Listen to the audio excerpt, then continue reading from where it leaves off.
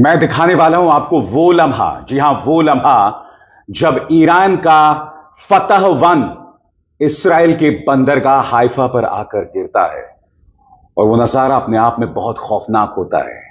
फतह वन और दूसरे मिसाइल्स में क्या फर्क है वो आप इस वीडियो के इन चंद सेकंड से पता लगा सकते हैं। देखिए।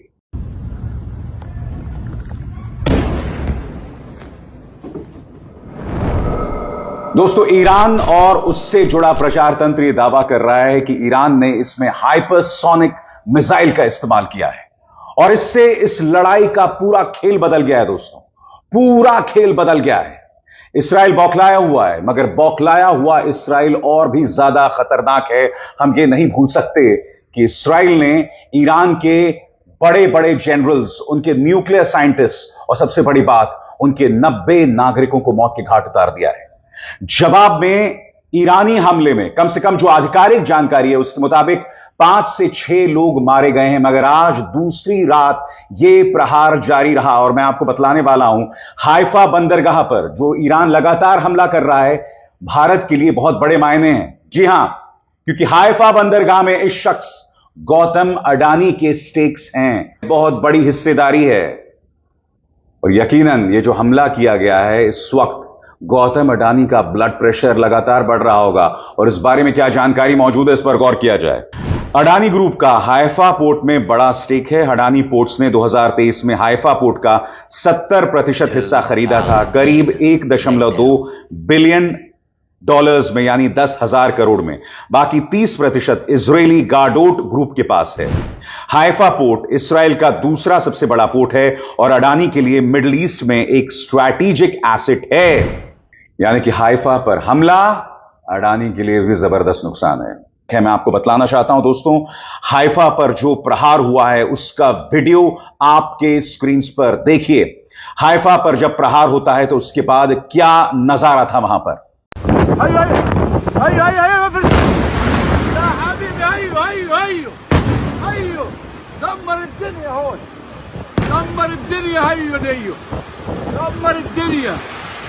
فرسلية نزل فرسلية هاي فوق راسي يا عيال. טוב, הם פגעו בבתי זיקוק, או ליד הבתי זיקוק. מאחורי הבתי זיקוק כל האזור של בשנים. הם פגעו שם באזור. הכל בוער.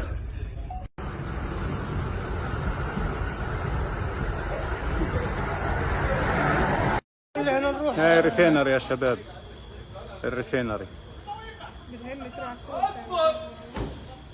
पूरा जो स्काईलाइन है हाइफा का वो मानो थर्रा गया ईरानी बैलिस्टिक और हाइपरसोनिक मिसाइल्स के प्रहार से।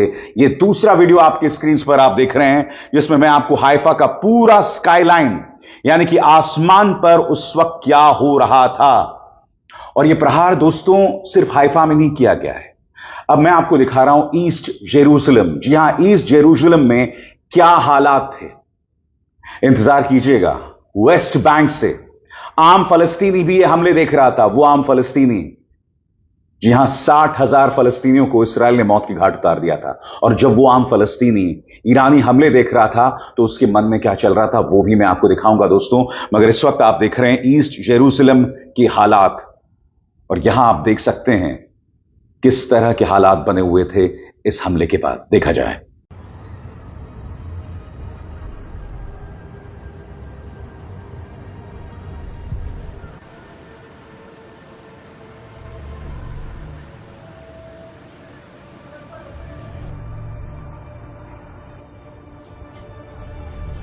इंतजार कीजिए दोस्तों, क्या वाकई ईरान ने हाइपरसोनिक मिसाइल का इस्तेमाल किया? इन तमाम मुद्दों की चर्चा करेंगे। दुनिया हर गुजरते लम्हे के साथ किस तरफ से खतरे की तरफ बढ़ रहा है, अपने खुद के खात्मे की तरफ बढ़ रहा है और सिर्फ एक शख्स की वजह से, बेंजामिन नेतन्याहू। इस्राएली प्रधानमंत्री बेंजामिन नेतन्याहू की नीतियों की वजह से यह अपने आप में निहायत ही चिंताजनक है। अब मैं आपको एक वीडियो दिखाना चाहता हूं दोस्तों। इस वीडियो में आप देखिएगा कि जैसे ही ईरानी मिसाइल इसराइल की तरफ बढ़ते हैं फलस्तीनी जश्न मनाने लगते हैं, सीटियां तालियां बजाने लगते हैं। यह नजारा देखिए और उसके बाद मैं उसकी चर्चा करूंगा।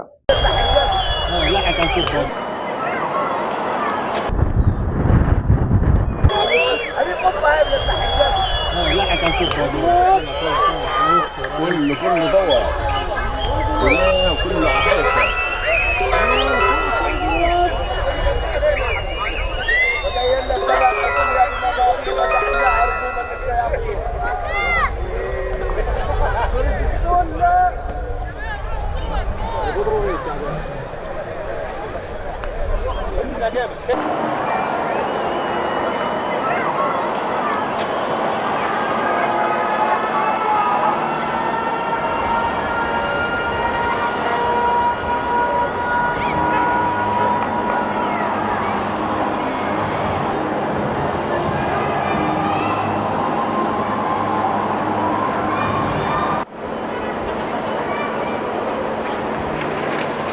आपको इनकी जश्न की वजह को समझना पड़ेगा दोस्तों, क्योंकि इसराइल ने पिछले करीब 2 सालों में, करीब 1.5 सालों में 60,000 बेकसूर फलस्तीनियों को मौत की घाट उतार दिया। इसमें दो राय नहीं है कि इसमें कई हमास के कमांडर भी हैं, और हमास के कमांडर्स को मौत की घाट उतारना इसराइल का एक तरह से अधिकार है, क्योंकि आप जानते हैं इसी हमास ने बेकसूर इसराइलियों को अक्टूबर 2023 में मौत की घाट उतारा था। मगर आप जानते हैं कि नेतन्याहू ने तमाम हदों को पार कर दिया जब उसने बेकसूर औरतों और बच्चों को मौत की घाट उतारा था। और आज ये लोग जो जश्न मना रहे हैं उसके पीछे की वजह यह है, यह वीडियो इस बात की बानगी है। मगर आपके जहन में यह भी सवाल होगा कि जिन फतह 1 मिसाइल्स का इस्तेमाल ईरान कर रहा है, जिसके बारे में कहा जा रहा है यह पूरी तरह से गेम चेंजर है, वो है क्या? और क्या वाकई हाइपरसोनिक मिसाइल्स का इस्तेमाल किया गया, जिसका जवाब इसराइल के पास नहीं है? सबसे पहले दोस्तों, फतह 1 है क्या? आपकी स्क्रीन पर फतह 1 एक ईरानी हाइपरसोनिक मिसाइल है जिसे ईरान ने खुद बनाया है। यह मिसाइल बहुत तेज है, ध्वनि की गति से 15 गुना ज्यादा यानी मैक 15 तक जा सकती है। इसकी रेंज करीब 1400 किलोमीटर है, मतलब यह मिसाइल बहुत दूर तक मार कर सकती है। फतह 1 को इस तरह से डिजाइन किया गया है कि यह दुश्मन के एडवांस्ड एयर डिफेंस सिस्टम को भी चकमा देकर टारगेट तक पहुंच सकती है। इसमें सॉलिड फ्यूल का इस्तेमाल होता है, जिससे यह फुर्ती से दिशा बदल सकती है और रोकना मुश्किल हो जाता है। सीधे शब्दों में, फतह 1 एक ऐसी मिसाइल है जो बहुत तेज, दूर तक मार करने वाली और डिफेंस किया है। यह कहना गलत नहीं होगा दोस्तों, इस वक्त ईरान का हर हिस्सा इसराइल की पहुंच में है और इसराइल मन माने अंदाज में वहां हमला कर रहा है। इसीलिए अब तक वहां पर 90 लोग मारे जा चुके हैं, जिसमें औरतें और बच्चे भी शामिल हैं। उसकी भी हम चर्चा करेंगे। मगर क्या वाकई हाइपरसोनिक मिसाइल्स का इस्तेमाल किया गया, इसके बारे में हमें क्या जानकारी मिल रही है, इस पर गौर किया जाए। ईरान के सरकारी मीडिया और कुछ न्यूज आउटलेट्स ने दावा किया है कि हाल ही के हमले में ईरान ने इसराइल पर हाइपरसोनिक मिसाइल का इस्तेमाल किया। खासतौर से फतह 1 हाइपरसोनिक मिसाइल का नाम लिया गया है, जिसे ईरान ने जून 2025 में दिखाया था। उनका कहना है कि ये मिसाइलें इजराइल की डिफेंस सिस्टम को पार करने के लिए भेजी गई थी, लेकिन ये सारी बातें ज्यादातर ईरानी सोर्सेज और मीडिया रिपोर्ट्स पर ही आधारित हैं। अभी तक इसराइल या किसी इंटरनेशनल ऑब्जर्वर ने इस बात की पुष्टि नहीं की है कि वाकई में हाइपरसोनिक मिसाइल इस्तेमाल हुई है या नहीं। ज्यादातर इंटरनेशनल रिपोर्ट्स में सिर्फ बैलिस्टिक मिसाइल और ड्रोन के इस्तेमाल की बात की गई है। हाइपरसोनिक मिसाइल का जिक्र नहीं किया गया है। सीधे शब्दों में कहें तो ईरान का दावा है कि उन्होंने हाइपरसोनिक मिसाइल चलाई, लेकिन इसका कोई ठोस सबूत या पक्की पुष्टि नहीं की जा सकती। और जैसे मैंने बताया दोस्तों, इसके जवाब में इजराइल जो है उसने ईरान के तेल डिपो पर हमला किया। आपके स्क्रीन पर दोस्तों ईरान के शहरन ऑयल बेस पर प्रहार किया गया है। देखिए वीडियो जो आपके स्क्रीन पर चल रहा है।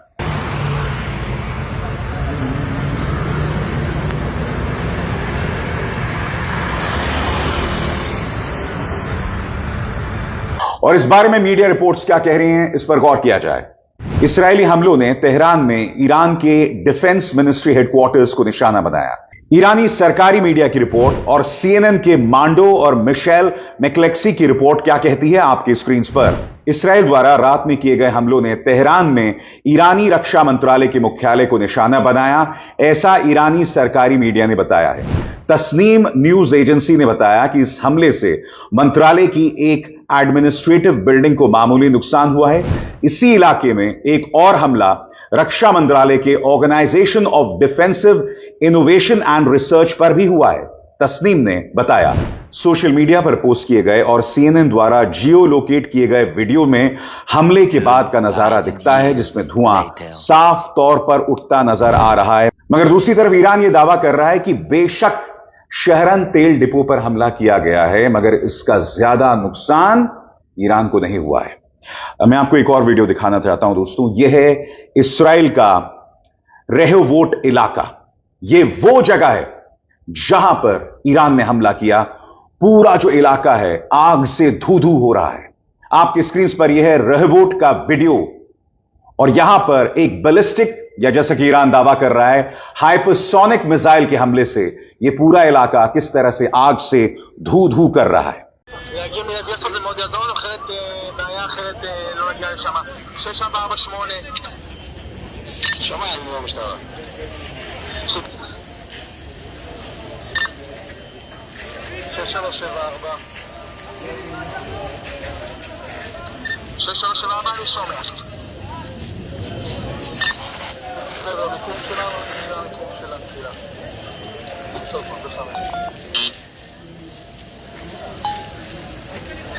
और दूसरी तरफ तेल अवीव में अफरा तफरी मची हुई है दोस्तों।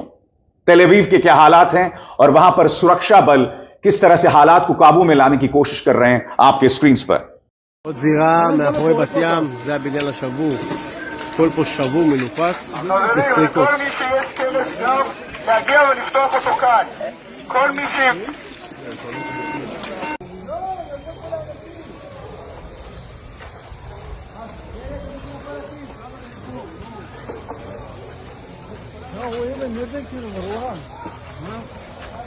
इसके अलावा समानांतर स्तर पर कूटनीति लगातार कमजोर होती जा रही है दोस्तों। सही सुना आपने, कूटनीति बुरी तरह से कमजोर हो गई है।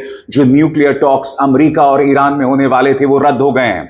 हालांकि अमेरिकी राष्ट्रपति डोनाल्ड ट्रंप ये बात कह रहे हैं कि पुतिन और वो दोनों चाहते हैं कि हालात जो हैं वो काबू में आ जाएं और इसराइल और ईरान के बीच में जो युद्ध शुरू हो गया है वो खत्म हो जाए। मगर ट्रंप खुद जानते हैं कि इसमें उनकी बहुत बड़ी भूमिका है। मैं आपको बतलाना चाहता हूं सबसे शॉकिंग बात और चिंताजनक बात, न्यूक्लियर टॉक्स जो हैं वो रद्द हो गए हैं। आपके स्क्रीन पर ओमान के विदेश मंत्री बद्र अल बुसैदी ने कहा कि रविवार को होने वाले अमेरिका ईरान परमाणु वार्ता का अगला दौर आगे नहीं बढ़ेगा। उन्होंने एक्स पर लिखा, इस रविवार को मस्कट में होने वाली ईरान अमेरिकी वार्ता अब नहीं होगी, लेकिन कूटनीति और बातचीत ही स्थायी शांति का एकमात्र रास्ता है। इससे पहले ईरान के विदेश मंत्री ने कहा था कि मौजूदा स्थिति को देखते हुए अमेरिका के साथ बातचीत जारी रखना अनुचित है। ओमान दोनों देशों यानी अमेरिका और ईरान के बीच ईरान के परमाणु कार्यक्रम पर वार्ता को लेकर मध्यस्थता कर रहा है। उधर बेंजामिन नेतन्याहू बुरी तरह से बौखला गए। नेतन्याहू ये कह रहे हैं कि इस वक्त जो ईरान की जनता ने देखा, या जिस तरह से हमने ईरान पर प्रहार किया है, जिसमें उनके जनरल्स को मार दिया, हमने उनके परमाणु वैज्ञानिकों को मार दिया, उनके आम लोगों को मारा, ये तो कुछ भी नहीं है। क्योंकि आने वाले दिनों में ईरान जो देखने वाला है वो उसकी कल्पना भी नहीं कर सकता। सुनिए हिब्रू में क्या कह रहे हैं बेंजामिन नेतन्याहू। בזמן הקרוב ביותר אתם תראו את מטוסי ישראל, את חיל האוויר של ישראל, הטייסים שלנו, מעל שמי טהרן.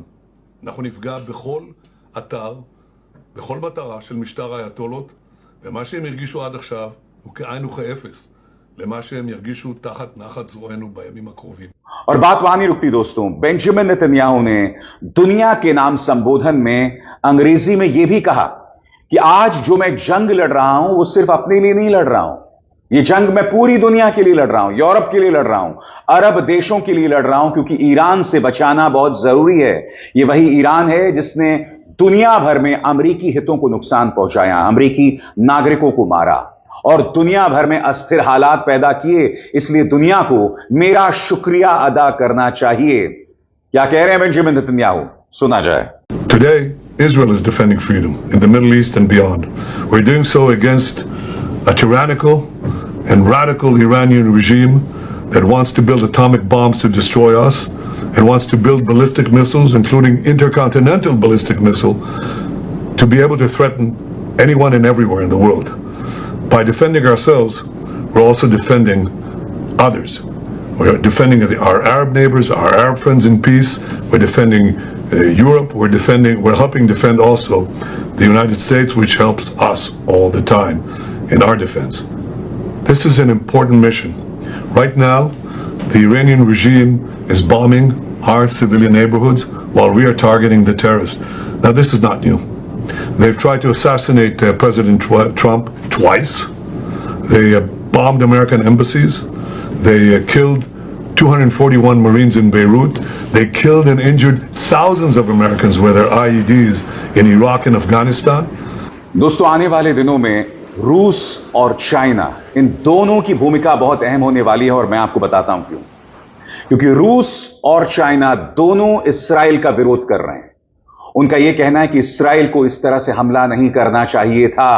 रूस और चीन लगातार सख्त शब्दों का इस्तेमाल कर रहे हैं। अगर संघर्ष बढ़ जाता है तो आने वाले दिनों में हम रूस और चीन दोनों का दखल देंगे और मैं आपको बताता हूं क्यों। वो इसलिए दोस्तों, क्योंकि आपको याद होगा कि यूक्रेन और रूस में जो संघर्ष चल रहा है, यूक्रेन को नेटो या ये कहा जाए अमेरिका पूरी मदद दे रहा है रूस के खिलाफ। अब रूस बदला लेना चाहेगा। रूस और चीन ऐसा कोई मौका नहीं छोड़ना चाहते जिसमें वो अमेरिका और उनके सहयोगी और यहां पर इस्राइल उनकी नाक जमीन पर ना रगड़े। सरल शब्दों में, अगर ये हालात बेकाबू हो जाते हैं तो इसमें दो राय नहीं है दोस्तों कि रूस और चीन ईरान के पक्ष में उतरेंगे। मध्य पूर्व में कई देश इस्राइल के खिलाफ खड़े होंगे अगर हालात बेकाबू हो जाते हैं। और इस बारे में अल जजीरा क्या कह रहा है आपकी स्क्रीन पर। ईरान ने इस्राइल के कई हिस्सों में, जिसमें हाइफा बंदरगाह भी शामिल है, मिसाइलें दागी। जब इस्राएली सेना ने ईरान में आम लोगों और ऊर्जा से जुड़ी इमारतों पर बमबारी की। ईरान की इस्लामिक रेवोल्यूशनरी गार्ड कोर का कहना है कि उन्होंने इस्राएली ऊर्जा इंफ्रास्ट्रक्चर को निशाना बनाया, जबकि इस्राएली इमरजेंसी सर्विसेज ने बताया कि इन हमलों में देश के उत्तरी हिस्से में कम से कम 3 लोगों की मौत हो गई। ईरानी सरकारी मीडिया के मुताबिक तेहरान के शहरान ऑयल फैसिलिटी में लगी भीषण आग को बुझाने की कोशिशें जारी हैं। ईरानी मीडिया का कहना है कि इस्राएली हमलों में पिछले 2 दिनों में कम से कम 80 लोगों की मौत हो गई है, 800 लोग घायल हैं। अब यहां पर गौर कीजिए दोस्तों, जिसका जिक्र मैं लगातार कर रहा हूं। अमेरिकी राष्ट्रपति डोनाल्ड ट्रंप ने कहा है कि वो और रूस के राष्ट्रपति व्लादिमीर पुतिन दोनों मानते हैं कि इस्राएल और ईरान के बीच चल रही लड़ाई खत्म होनी चाहिए। ईरान ने अमेरिका के साथ छठे दौर की परमाणु वार्ता रद्द कर दी है। विदेश मंत्री अब्बास अराक्ची ने कहा, इस्राएल के लगातार हमलों के चलते अब बातचीत रखने का कोई मतलब नहीं रह गया है। क्या बताया था कुछ देर पहले मैंने आपको? ट्रंप को इस बात का डर सता रहा है कि अगर यह संघर्ष बढ़ जाता है, अगर ईरान पर इस्राएली हमले बढ़ जाते हैं और ईरान को नुकसान होने लगता है, तब इस युद्ध में प्रवेश करेंगे रूस और चीन। और उनका मकसद सिर्फ इस्राएल की नाक जमीन पर रगड़ना नहीं है। मध्य पूर्व में जहां जहां अमेरिकी बेसेस हैं, उन्हें भी टारगेट किया जाएगा रूस और चाइना की मदद से। इसलिए मैं आपसे कह रहा हूं दोस्तों, हालात बद से बदतर होते जा रहे हैं।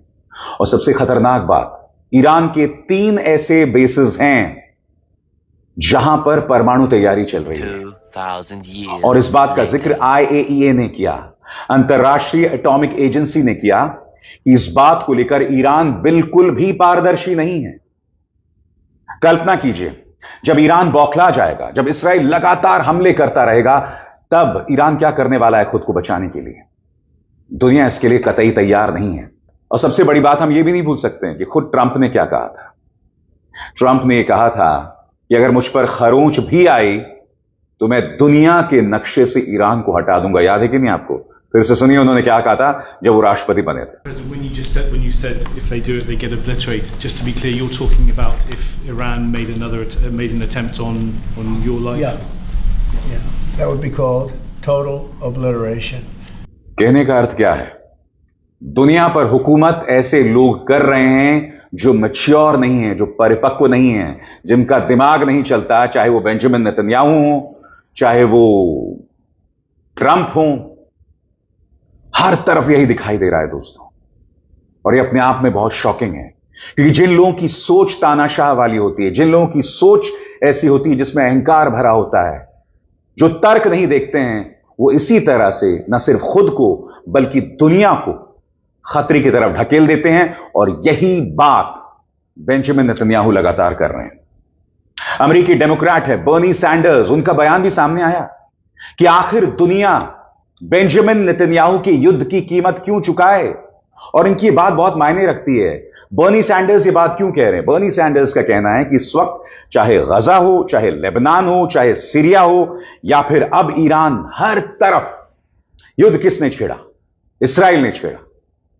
आखिर दुनिया इसकी कीमत क्यों चुकाए? क्योंकि कहने को नेतन्याहू ये कह रहे हैं कि भाई हम दुनिया को ईरान से बचाना चाहते हैं, वो ईरान जो खामोश है, वो ईरान जो कुछ नहीं कर रहा है। मगर आप जानते हैं जब एक व्यक्ति पर आप लगातार हमला कर रहे हैं तो आप न सिर्फ उसे कुछ एडवेंचरस करने के लिए उकसा रहे हैं, कुछ खतरनाक करने के लिए उकसा रहे हैं, दूसरी तरफ दुनिया को थर्ड वर्ल्ड वॉर की तरफ ढकेल रहे हैं, और यह बात सबको दिखाई दे रही है।